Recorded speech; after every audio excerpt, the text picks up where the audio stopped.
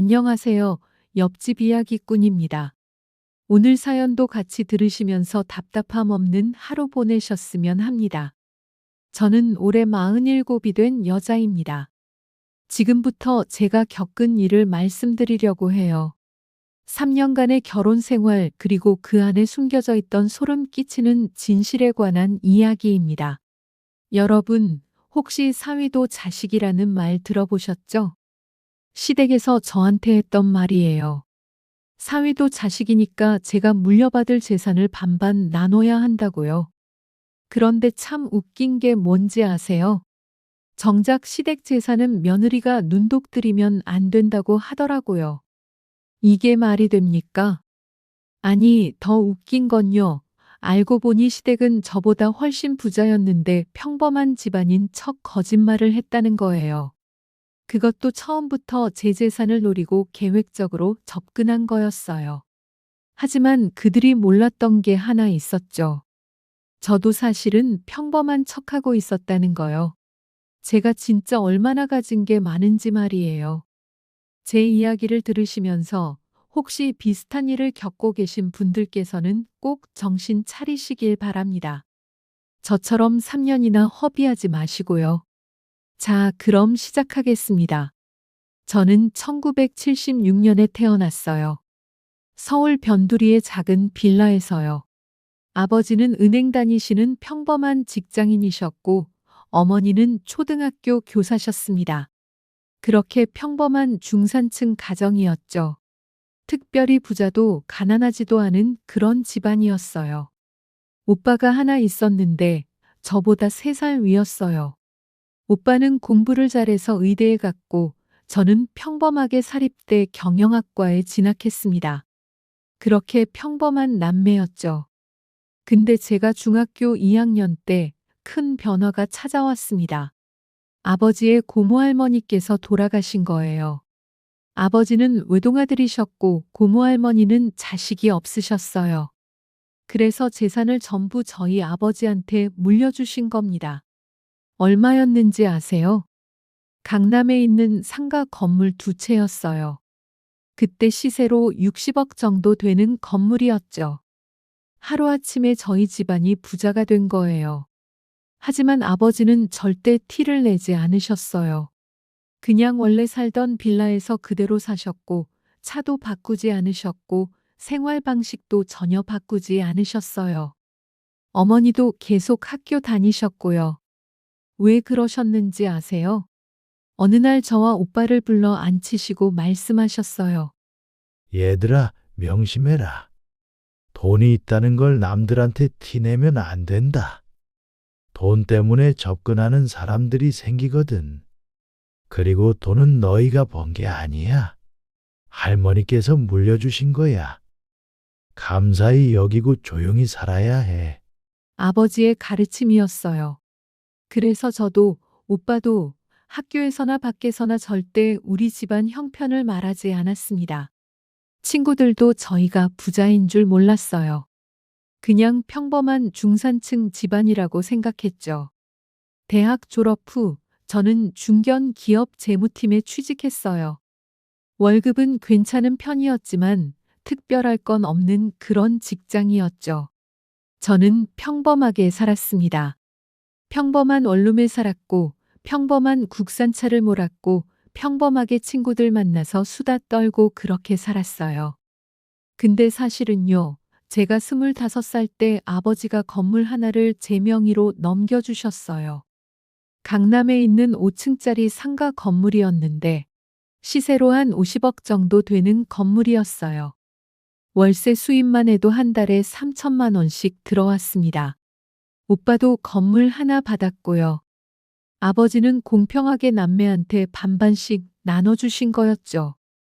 그리고 당신 몫으로 건물 하나를 더 가지고 계셨고요. 하지만 저는 그 돈을 펑펑 쓰지 않았어요. 대부분 재투자하거나 저축했죠. 그리고 여전히 평범하게 살았습니다. 회사 다니고 월급 받아서 생활하고 그렇게 살았어요.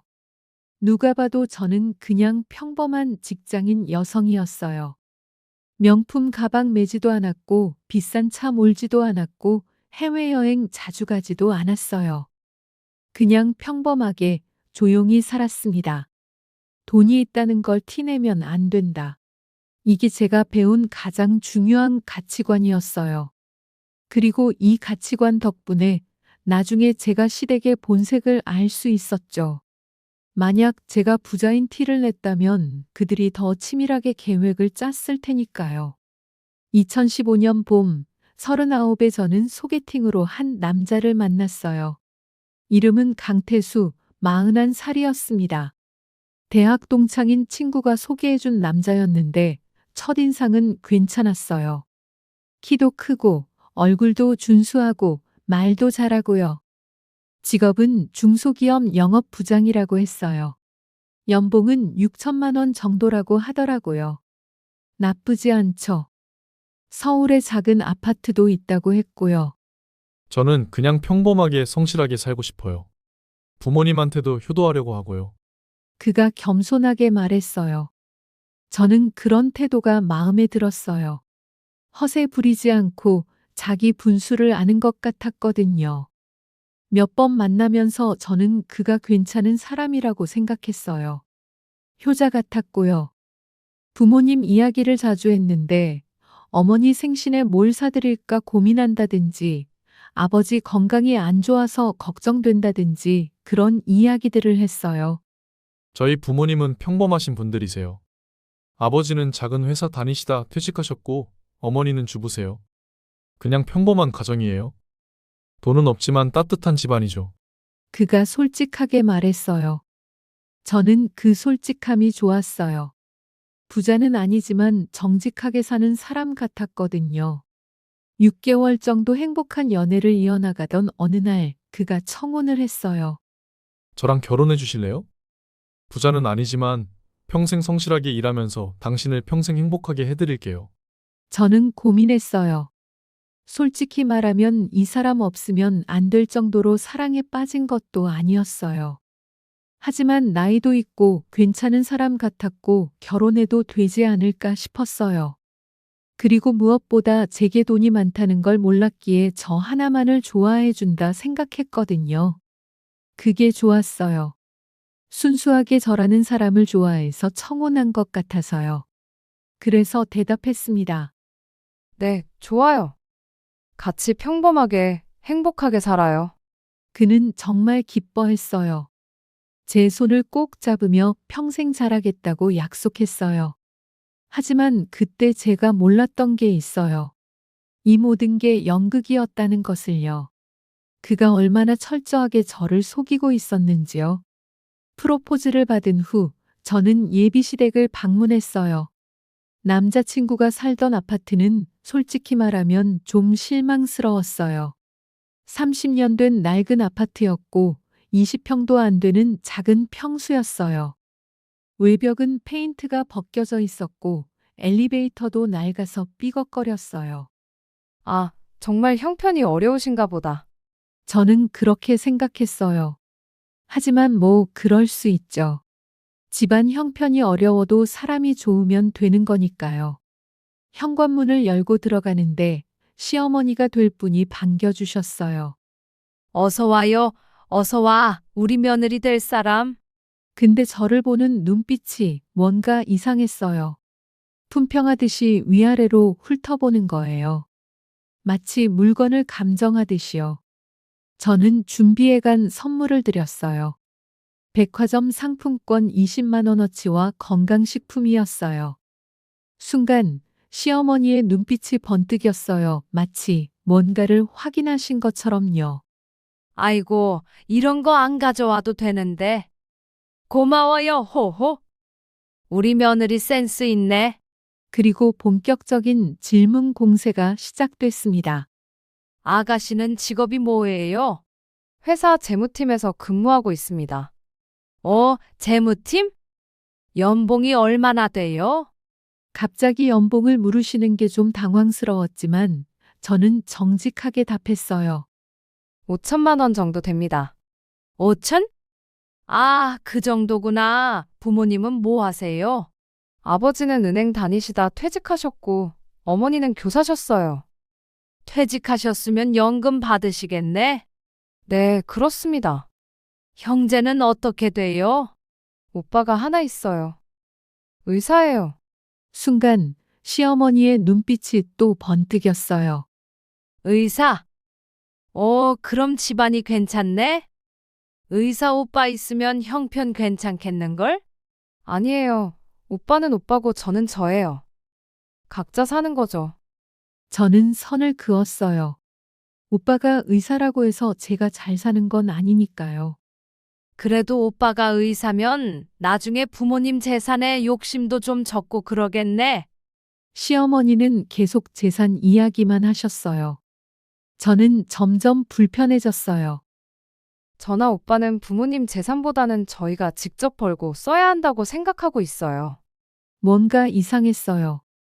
시어머니가 저희 집안 형편을 너무 궁금해 하시는 거예요. 마치 뭔가를 계산하시는 것처럼요. 그날 밤 집으로 돌아오는 길에 저는 남자친구에게 말했어요. 어머니가 재산 이야기를 많이 하시는 것 같아? 아, 그러셨어? 미안해. 우리 어머니가 좀 직설적이셔. 궁금한 건 못 참아서 그래. 괜찮아. 근데 좀 느낌이 이상했어. 남자친구는 웃으며 제 어깨를 두드렸어요. 너무 신경 쓰지 마. 어머니는 원래 그러셔. 이해 좀 해줘. 저는 그냥 넘어갔어요. 근데 지금 생각해보면 그때가 첫 번째 경고 신호였던 거예요. 결혼 준비를 하면서 이상한 일들이 조금씩 생기기 시작했어요. 신혼집을 구하는데 시댁에서 제가 가진 집이 있으면 거기서 살자고 하시는 거예요. 저는 전세로 얻은 작은 투룸이 있다고 했죠. 뭐야, 전세야? 자기 집은 없어? 시어머니가 실망하신 표정으로 물으셨어요. 네, 아직 없어요. 에휴, 그럼 우리가 뭐라도 해줘야 하는 거 아니야? 그치? 시아버지도 고개를 끄덕이셨어요. 그래야지. 아들 장가 보내는데 우리가 집 하나 마련해줘야지.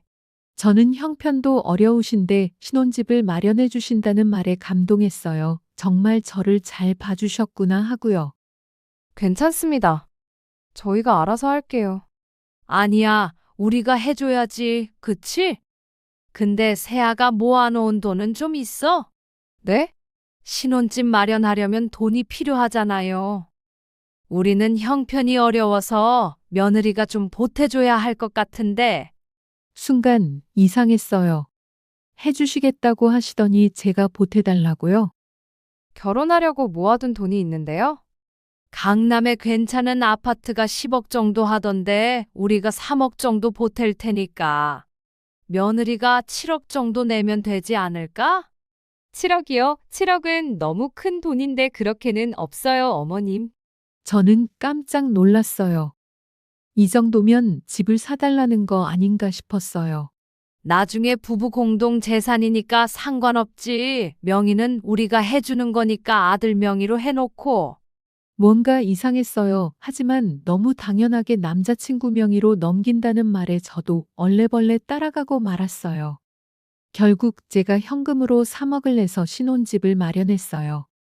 남자친구 명의로요. 시댁에서 보태주신다던 3억은 결국 나오지 않았어요. 핑계가 여러 가지였죠. 돈이 갑자기 묶였다, 다음 달에 준다, 뭐 그런 식이었어요. 결혼식 비용도 전부 제가 냈습니다. 예식장, 예단, 예물, 신혼여행 다 합쳐서 한 5천만 원 정도 들었는데 시댁에서는 단 한 푼도 안 내셨어요. 그런 건 원래 여자 쪽이 하는 거야. 시어머니가 당연하다는 듯이 말씀하셨어요. 저는 뭔가 이상하다고 느꼈지만 그냥 넘어갔어요. 형편이 어려우시니까 이해하자라고 생각했죠. 그해 겨울쯤 저희는 결혼했어요. 그리고 그때부터 진짜 지옥이 시작됐습니다. 결혼 한 달 만에 시어머니가 전화하셨어요. 며느리, 나 좀 급한 일이 생겨서 그러는데 돈 좀 빌려줄 수 있어? 어디에 쓰시려고요? 500만 원만 빌려줄 수 있어? 친구가 병원비가 급한데 내가 지금 돈 가진 게 없어서 그래. 저는 500만 원을 이체해드렸어요. 근데 한 달 후에 또 전화가 왔어요. 며느리, 지난번에 빌린 돈 갚으려고 하는데 조금만 더 기다려줄 수 있어? 그리고 미안한데 300만 원만 더 빌려줄 수 있어? 그렇게 한 달에 한 번씩 전화가 왔어요. 항상 급하다고 다음 달에 갚는다고 하셨지만 한 번도 갚지 않으셨어요. 6개월 만에 시댁에 준 돈이 3천만 원이 넘었어요. 이건 아닌데 라는 생각으로 남편에게 얘기를 했어요. 여보, 어머님이 빌려가신 돈이 벌써 3천만 원이 넘어. 뭐, 그만큼이나? 어디 급한 게 쓰신 거겠지. 곧 갚아주실 거야, 걱정하지 마. 남편은 대수롭지 않게 생각했습니다. 쎄한 느낌이 계속되던 어느 날 이혼을 결심하게 된 결정적인 사건이 일어났습니다. 결혼 6개월쯤 됐을 때였어요. 어느 날 우연히 남편 서랍을 정리하다가 이상한 서류를 발견했어요. 부동산 매매 계약서였는데 남편 명의로 된 아파트가 하나 더 있는 거예요. 강남에 있는 30평짜리 아파트였어요. 시세가 한 10억 정도 되는 아파트였죠. 저는 깜짝 놀랐어요.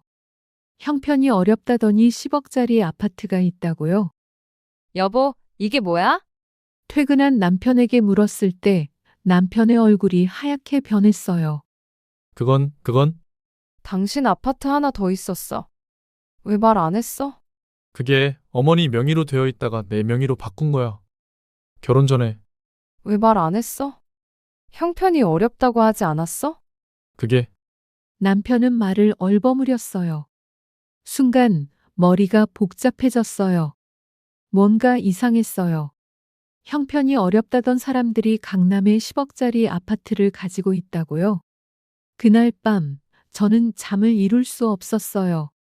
그래서 인터넷을 뒤지기 시작했어요. 시아버지 이름으로 검색해 봤더니 충격적인 기사들이 나왔어요.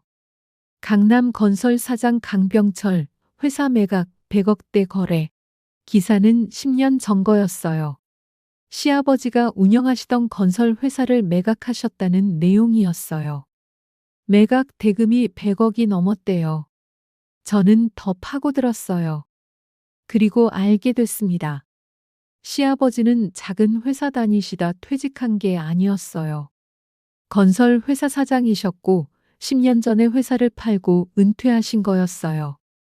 시어머니도 그냥 주부가 아니었어요. 부동산 투자를 하시는 분이었어요. 인터넷에 이름이 나올 정도로 유명한 투자자셨어요.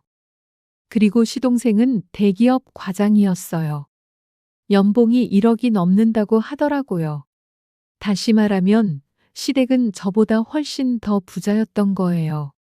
그런데 왜 저한테 평범한 집안이라고 거짓말을 한 걸까요? 왜 형편이 어렵다고 속인 걸까요? 저는 온몸이 떨렸어요. 뭔가 큰 음모가 있다는 걸 느꼈어요. 다음 날 새벽, 저는 남편을 깨웠어요. 일어나. 이야기 좀 하자. 왜? 무슨 일이야?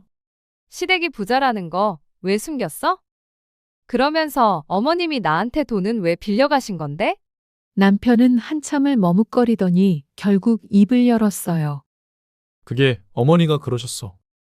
결혼 전에는 우리 집안 형편을 숨기라고. 돈 때문에 접근할 수 있다고. 저는 어이가 없었어요. 뭐, 그럼 나도 돈 때문에 접근했다고 생각한 거야? 아니, 그게 아니라 어머니가 그냥 조심하라고. 대체 왜 그런 거짓말을 한 거야? 그리고 왜 나한테 돈을 계속 빌렸어? 돈 있으면서. 남편은 대답하지 못했어요. 아니, 대답하지 않았어요. 그날 저는 회사에 휴가를 냈어요. 그리고 친정 오빠한테 전화했어요. 오빠는 의사지만 돈 문제는 잘 아는 사람이거든요. 오빠, 나 좀 이상한 일이 있어서. 제가 상황을 설명하자 오빠가 말했어요. 야, 이거 뭔가 이상한데 사기 결혼하냐? 있어봐 좀 알아보고 연락해 줄게. 오빠는 알아보겠다고 말한 뒤 일주일 뒤 저에게 충격적인 보고서를 보내줬습니다. 보고서의 내용은 시아버지는 10년 전 회사를 100억에 팔았지만 그 돈을 전부 잃었어요. 부동산 투자 실패, 사업 실패, 주식 투자 실패, 온갖 실패를 거듭하면서 돈을 날린 거예요. 시어머니도 부동산 투자로 큰 손실을 받고 금융위기 때 빚을 많이 졌다고 하더라고요. 결국 지금 시댁은 겉으로만 부자인 척하는 빚더미였던 거예요. 강남 아파트도 대출이 70%였고 시동생도 사실은 빚이 생각보다 많더라고요. 그리고 가장 충격적인 건 제 재산을 알아내기 위해 사람을 고용했다는 거였어요. 보고서에는 이렇게 적혀 있었어요. 대상자의 오빠가 의사라는 정보를 입수한 후 대상자 집안의 재산 상황을 조사함. 대상자의 아버지가 강남 건물 소유자라는 정보 입수. 대상자 본인도 건물을 소유하고 있을 가능성 높음. 저는 온몸이 얼어붙었어요. 처음부터 계획된 결혼이었던 거예요. 제 재산을 노리고 접근한 거였어요. 그리고 한 달 후 더 충격적인 사실을 알게 됐습니다. 글쎄 남편이 바람까지 피우고 있더라고요. 어느 날 남편이 술에 취해 골아 떨어져 있는데 휴대폰이 계속 울려서 얼떨결에 보게 됐는데 문자 내용이 이상하더라고요. 오빠 보고 싶어요.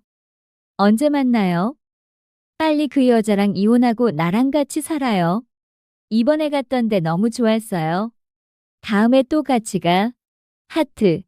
그러면서 남편이 보낸 답장이 엄청 큰 충격으로 다가왔습니다. 알았어. 곧 재산 빼돌릴 거 빼돌리고 이혼할 거야. 그때 더 행복하게 해줄게. 저는 눈앞이 캄캄했어요. 바람도 피우고 재산도 노리고 이혼까지 계획하고 있었던 거예요. 너무 큰 충격을 받으면 눈물도 안 난다는 말이 이해되더라고요. 눈물 흘리는 대신 결심했습니다. 이혼하자. 대신 이 사람들한테 제대로 복수하고 끝내자. 다음 날부터 저는 완벽하게 연기를 시작했어요. 아무것도 모르는 척 평소와 같은 모습으로 남편과 시댁을 대했습니다. 남편 아침을 차려주고 시댁에 안부 전화도 드리고 평소와 같은 아니 평소보다 조금 더 과하게 챙겼어요. 혹시나 제 계획을 알아채면 안 되니깐요. 대신 저는 몰래 움직였습니다. 변호사를 만나 상담을 하고 선임을 했죠. 가족법 전문 변호사였습니다. 변호사님, 사기 결혼으로 무효 소송을 할 수 있을까요? 근데 집에 대한 비용은 제가 다 부담했는데 명의를 남편 이름으로 했어요. 사기 결혼이 성립되려면 처음부터 재산을 노리고 결혼했다는 증거가 필요하죠. 그리고 남편 명의의 아파트로 계약했다 하더라도 돈의 출처와 목적을 밝힌다면 문제 없습니다. 저는 조사 보고서를 보여드렸어요. 변호사님은 고개를 끄덕이셨어요. 이 정도면 충분합니다. 그런데 제가 맡은 사건들을 보면 처음부터 이런 목적으로 접근했다면 외도했을 가능성이 있어요. 역시 전문가더라고요.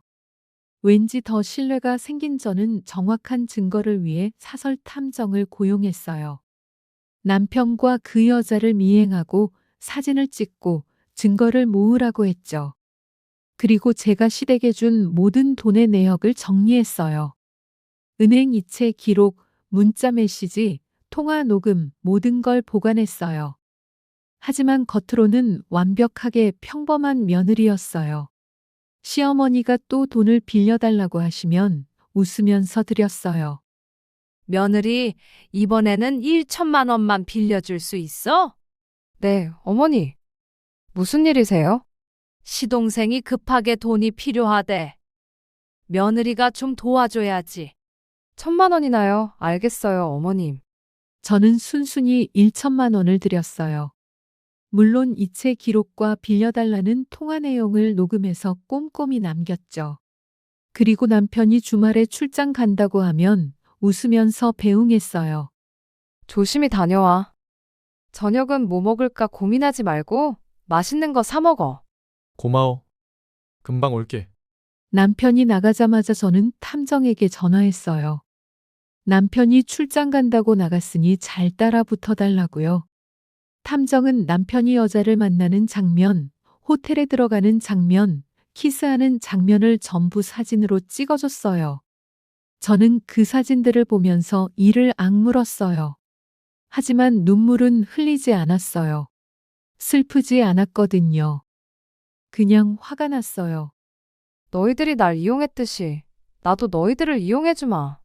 그렇게 1개월간 저는 완벽하게 연기하며 증거들을 차곡차곡 모았습니다. 그리고 그 사이에 시댁은 계속 본색을 드러냈어요. 어느 날 시댁 식구들이 전부 우리 집에 왔어요. 시아버지, 시어머니, 시동생, 시동생 와이프까지. 오늘 중요한 이야기가 있어서 왔다. 어서 앉아라. 시아버지가 심각한 표정으로 말씀하셨어요.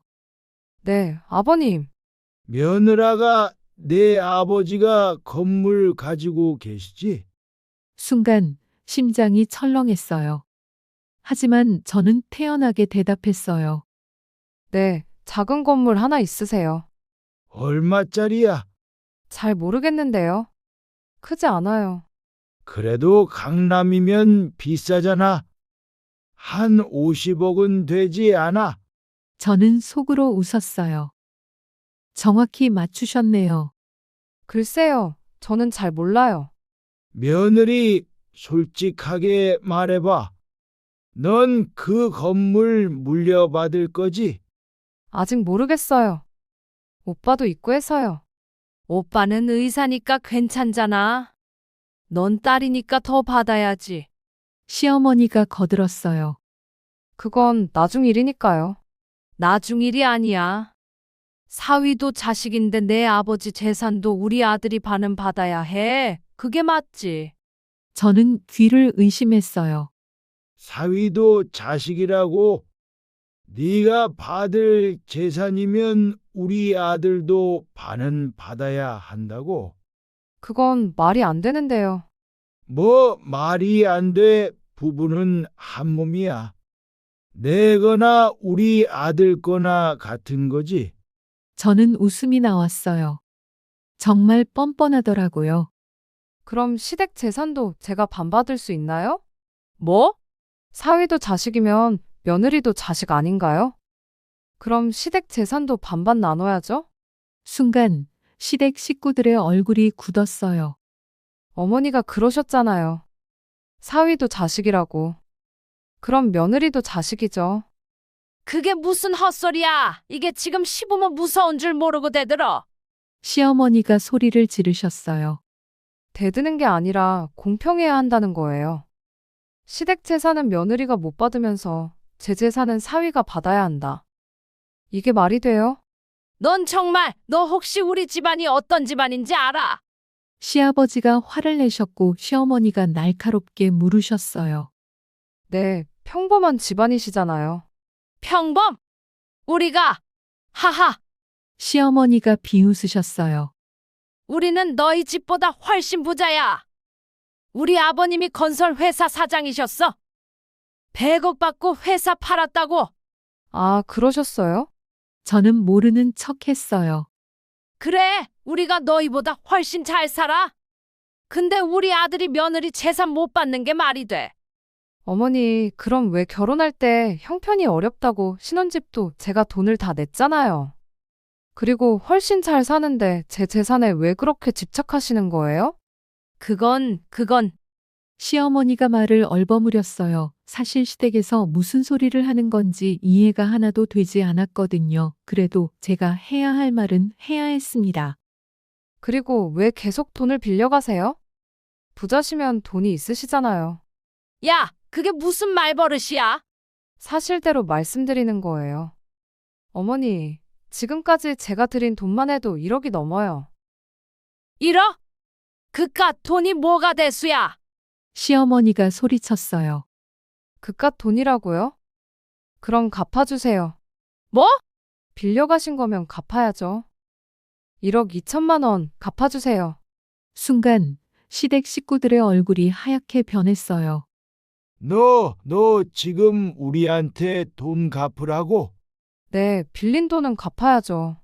시아버지가 화를 내시며 일어섰어요. 시아버지를 빤히 쳐다보며 덤덤하게 말을 했습니다. 그리고 한 가지 더 말씀드릴 게 있어요. 저 이혼할 거예요. 꼴의 바람도 피우고 다니는데 데리고 살 필요 없잖아요. 순간 새하얗게 질린 얼굴로 남편이 벌떡 일어났지만 입만 벙긋 거리고 있었어요. 할 말이 없었겠죠. 그리고 시댁 식구 여러분, 제가 부자인 척하고 접근하셨던 거 다 알아요. 처음부터 제 재산 노리고 계획한 거 다 알고요. 이혼 소송 들어갈 거고요. 위자료 준비해 두세요. 아, 사기 결혼으로 무효 청구도 할 거예요. 이게 무슨 그리고 빌려간 돈 1억 2천만 원, 신혼집 명목으로 낸 3억 원, 결혼 비용 5천만 원, 전부 돌려받을 거예요. 거기에 위자료도 받을 거고요. 저는 차분하게 말했어요. 참고로 말씀드리면 저희 아버지뿐만 아니라 저도 강남에 건물 하나 가지고 있어요. 시세로 50억 정도 되는데 월세 수입만 한 달에 3천만 원씩 들어와요. 어머니가 궁금해하셨잖아요. 제가 얼마나 가진 게 많은지. 시댁 식구들은 입을 다물지 못했어요. 근데 어머니, 아버님, 사위도 자식이라고 하셨죠? 근데 저놈은 자식이 아니라서 제 건물은 못 갖겠네요. 저는 비웃으며 말했어요. 너 인연이 시아버지가 붉어진 얼굴로 흉악스럽게 저한테 달려들었어요. 하지만 저는 미리 준비해둔 호신용 스프레이를 뿌렸어요. 으악 폭행하시면 신고할 거예요. 경찰 오기 전에 나가세요. 저는 차갑게 말했어요. 그날 시댁 식구들은 욕을 퍼부으며 나갔어요. 남편도 함께요. 그리고 저는 즉시 변호사에게 전화했어요. 끝까지 이혼은 못한다며 발버둥치는 남편을 무시한 채 정식으로 이혼 소송을 제기했어요. 소장에는 이혼 사유가 명확히 적혀 있었어요. 배우자의 사기, 배우자의 부정행위, 시댁의 사기 결혼 공모, 혼인 무효 청구. 그리고 청구 사항도 명확했어요. 위자료 5억 원, 신혼집 명목 금액 3억 원 반환, 빌려준 금액 1억 2천만 원 반환, 결혼 비용 5천만 원 반환. 총 9억 7천만 원이었어요. 소송이 제기되자 시댁에서 난리가 났대요. 하지만 저는 전혀 신경 쓰지 않았어요. 첫 재판날 법정에는 남편과 시댁 변호사 그리고 저와 제 변호사가 마주 앉았어요. 우리 측 변호사님이 증거를 제출하기 시작했어요. 먼저 사기 결혼 증거였어요. 시댁이 제 재산을 미리 조사한 보고서, 결혼 전에 나눈 문자 메시지, 거짓 진술 등등. 피고 측은 원고를 만나기 전부터 원고의 재산 상황을 조사했습니다. 그리고 의도적으로 자신들의 재산을 숨기고 가난한 척했습니다. 또한 피고는 결혼 1년 후부터 다른 여성과 부정한 관계를 맺었습니다. 그 사이 피고 가족은 총 1억 2천만 원을 빌려갔습니다. 신혼집 명목으로 3억을 사용하게 만들었습니다. 명의는 피고의 명의로 되어 있지만 신혼집 계약의 목적과 자금 출처는 원고로 되어 있습니다. 다음은 외도에 관한 사진, 동영상, 문자 메시지 내역이었고 시댁에 빌려준 금전거래 내역과 신혼집 계약 당시의 자금 내역도 같이 제출했습니다. 피고 측 변호사는 당황한 표정이었어요. 재판장님, 이는 부부간의 정상적인 금전 거래입니다. 정상적인 거래요? 사기로 결혼해서 빼앗은 건데요? 박 변호사님이 반박했어요. 그렇게 재판이 진행되었고 증거가 명확하고 혼인기간이 짧아 빠르게 판결이 났습니다. 판사님이 판결문을 읽기 시작했어요. 혼인무효 승소, 그동안 사용했던 모든 금액에 대해 반환하라는 명령이 떨어졌습니다. 거기에 위자료까지 약 10억에 가까운 돈이었습니다. 저는 그제서야 눈물을 흘렸어요. 기쁨의 눈물이었어요. 완벽한 승리였어요. 판결 후 1년이 지났어요. 시댁은 완전히 무너졌어요. 10억에 가까운 빚을 갚아야 했는데 그들에게는 그런 돈이 없었어요. 겉으로만 부자인 척했던 거니까요. 결국 강남 아파트를 팔았어요. 하지만 대출이 70%였기 때문에 실제로 받은 돈은 3억밖에 안 됐어요. 그리고 다른 부동산들도 전부 팔았어요. 하지만 그것도 대부분 대출이 많아서 남는 게 별로 없었어요. 결국 6억 정도밖에 마련하지 못했어요. 며느리야, 제발 좀 봐줘. 우리가 어떻게 10억을 갚아? 시어머니가 전화로 애원했어요. 그건 제 문제가 아니에요. 법원 판결이에요. 제발 우리 집안이 망한다고. 어머니, 이미 망한 거 아닌가요? 100억에 회사 팔아놓고 빚더미에 살고 계신 거 아니었어요? 그리고 며느리인 저한테 왜 그렇게 하셨어요? 사위도 자식. 사위가 사위 같은 행동을 한 번을 안 하고 바람이나 피고 다니는데 그게 자식인가요? 저였으면 진작에 다리몽댕이 부셨을 거예요. 그러니 괜히 이런 일로 연락하지 마시고 돈이나 똑바로 갚으세요. 이제라도 정직하게 사세요. 있는 척하지 말고요. 저는 할 말 시원하게 다 해버리고 전화를 끊었어요. 시댁은 결국 나머지 돈을 갚기 위해 월 500만 원씩 분할 상환하기로 했어요. 7년간 갚아야 하는 거예요. 그 꼬장꼬장한 시아버지는 60이 넘은 나이에 경비 일을 시작했다고 들었어요. 시어머니는 마트에서 계산원으로 일하고 시동생도 회사의 추심자들이 쫓아와서 그만뒀다고 하더라고요. 그리고 전 남편도 끈 떨어진 걸 알았는지 상간녀한테 버림받았다고 하네요. 남편은 혼자 남아서 허름한 고시원에서 산다고 들었어요. 일이나 열심히 해서 돈이나 빨리 갚았으면 좋겠어요. 그들의 몰락을 지켜보면서 저는 아무 감정도 느끼지 않았어요. 그저 자업자득 인과응보라는 말을 생각했어요. 그리고 저는 다시 평범하게 살려고 노력하고 있습니다. 여전히 회사를 다녔고, 여전히 평범한 차를 몰았고, 여전히 티내지 않고 살았어요. 하지만 이제는 더 이상 속지 않겠다고 다짐했어요. 돈 때문에 접근하는 사람들을 조심하겠다고요. 재혼은 하지 않았어요. 아직은 그럴 마음이 없어요. 혼자도 충분히 행복하거든요. 가끔 길에서 남편을 마주칠 때가 있어요. 많이 늙어 보이더라고요. 40이 넘었지만 50대처럼 보였어요. 눈이 마주치면 그는 고개를 숙여요. 저는 그냥 지나쳐요. 더 이상 아무 감정도 없어요. 이 방송을 듣고 계신 여러분께 말씀드리고 싶어요. 돈 때문에 접근하는 사람들은 언제나 있어요. 속이려는 사람을 알아내기는 어렵습니다. 그러니 미리 대비해 두시는 게 최선이라고 말입니다. 그리고 사위도 자식이라는 말에 속지 마세요. 그건 시댁 재산 챙길 때는 안 통하는 말이에요. 저는 이제 그렇게 살아요. 평범하게, 조용히, 행복하게요. 이렇게 쓰고 보니 참 한심하게 살았구나 싶다가도 그래도 빨리 도망쳐서 다행이란 생각도 듭니다. 긴 제 이야기 들어주셔서 감사합니다. 제 사연의 댓글과 좋아요로 저에게 응원을 주세요. 좋아요와 구독은 큰 힘이 됩니다.